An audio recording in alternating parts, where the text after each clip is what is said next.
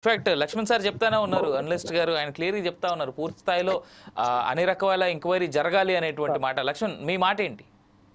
Darshan sorry.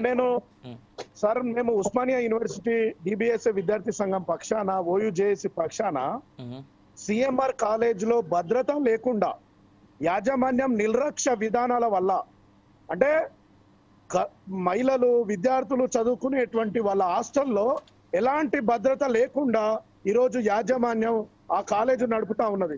కొన్ని లక్షలకు పైగా ఫీజులు కట్టుకొని ఈరోజు గ్రామీణ ప్రాంతంలో ఉండేటువంటి విద్యార్థులు చదువును అభ్యసించాలని, మంచి భద్రత ఉంటదని, నాణ్యమైనటువంటి విద్య ఉంటదని ఈరోజు ఊళ్ళ నుంచి ఎంతో డబ్బు, అంటే పెద్ద ఎత్తున ఫీజు ఉన్నప్పటికీ కూడా కట్టుకొని పేద విద్యార్థులు చదువుకోవాలి, జీవితంలో మంచిగా స్థిరపడాలి అనేటువంటి లక్ష్యంతో చాలా మంది విద్యార్థినులు చదువుకుంటా ఉన్నారు.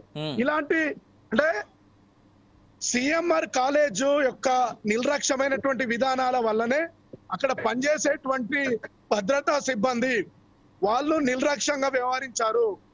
వాళ్ళల్లో ఒక విద్యార్థులకు భద్రతగా ఉండాల్సినటువంటి యాజమాన్యం భద్రత లేకుండా వీడియోలు తీయడం ఎంత దారుణం అండి, సిగ్గుచోటు అండి. తలదించుకోవాల్సినటువంటి రోజు.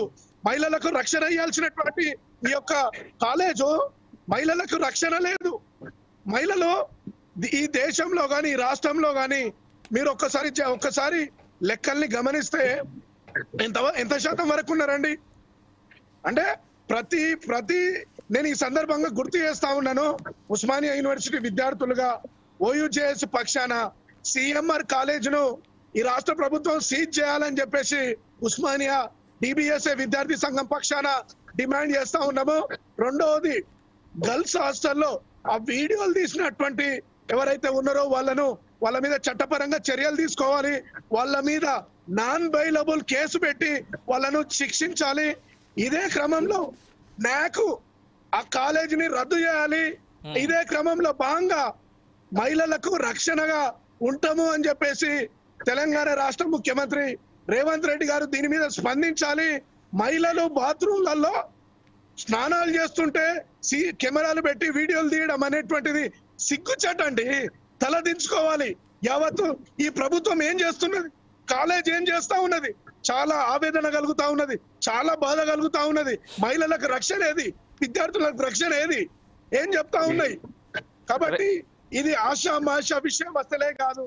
ఇది అంటే ఎక్కడ పోయినా దేశంలో, రాష్ట్రంలో మహిళలంటే చిన్న చూపు, మహిళల మీద వివక్షలు జరుగుతూ ఉన్నాయి.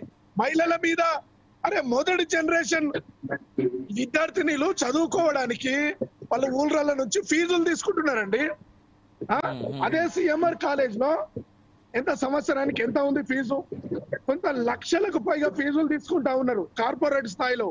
ఫీజులేమో విచ్చలవిడిగా ఉన్నాయి. మరి ఏది భద్రత, ఏది సెక్యూరిటీ, ఏది? అంటే మహిళలు స్నానాలు చేస్తుంటే వాళ్ళు పోయి ఆ వీడియోలు తీస్తారా? కడుపు రగులుతా ఉన్నా sir. Darshan, I'll come back to you again.